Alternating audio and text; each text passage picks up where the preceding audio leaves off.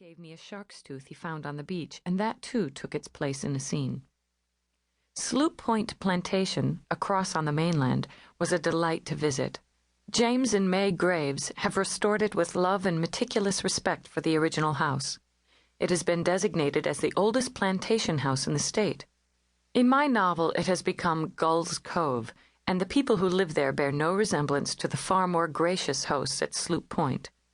When I'm doing research for a book, I always take a great many pictures, both still and video, so I was able to recreate bits of Sloop Point for several scenes. I want to thank Ralph and Betty Shipton, whose beautiful modern house across the Sound from Topsail we were able to visit.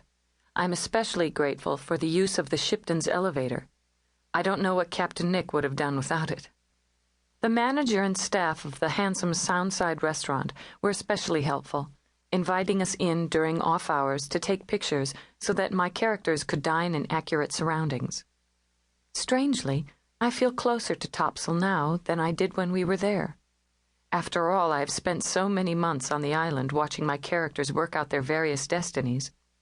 It will remain forever real in my memory and as it existed in this story. Amethyst Dreams. Hampstead, North Carolina. She must be stopped from coming here. We must stop her. We don't want her here, Rice. Louise Trench, a woman obviously accustomed to getting what she wanted, spoke across the room to her husband. Rice Trench wished that his father's money didn't matter so much to Louise, but he had always known that it would.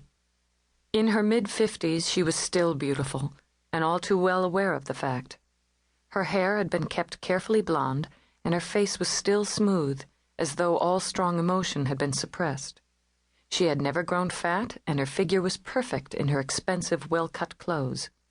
Rice, too clever for self-deception, had known why she married him, but her beauty had captured him from the first, and he'd been lonely since Ellen's death. The three people in the long living room at Gull's Cove stood apart, but they were all looking out a window toward the beautiful rippling water of the Sound. Richard Merrick, the Trench attorney and friend, turned to pick up Louise's words. It's too late to stop her. Mrs. Knight received my letter, and her plane from California is due to land in Wilmington in a few hours. At least she can be discouraged from staying, Louise insisted. We need a plan.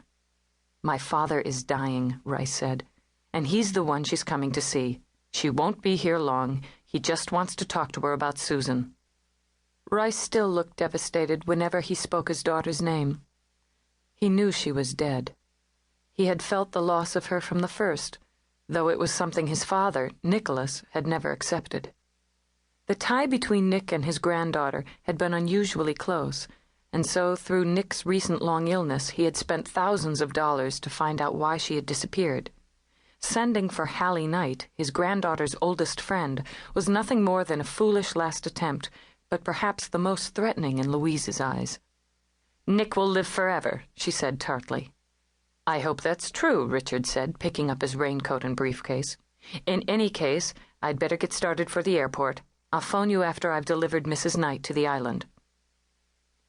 Rice was aware of the look in his wife's eyes, the way she smiled at Richard. He'd seen that look before, whenever a handsome man was in her vicinity, and as always he held his anger deep inside. Louise couldn't help the way she was. She needed to be admired, but he knew she would never leave him as long as she had the lure of his father's inheritance, his father's money. Richard paused on his way to the door. There may be nothing to worry about. She may not accept Nick's terms. How did she sound on the phone when she called in answer to your letter? Louise asked. Curious, puzzled, nothing more. I had the feeling that she was distracted by some difficult private matter. She's only coming because of her friendship with Susan. If you play your cards right, Richard, you can scare her off. Why, that awful house Nick lives in should be enough to do the trick. Louise shuddered at the thought. Rice managed to speak mildly. Of course, we don't really know what my father intends. I'll tell you one thing. I feel sorry for this woman. Who will protect her? Protect her from what? Richard asked. She's not in any danger.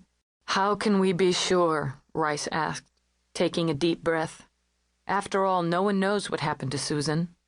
We'll know when she chooses to let us know, Louise said. Your daughter was always unpredictable.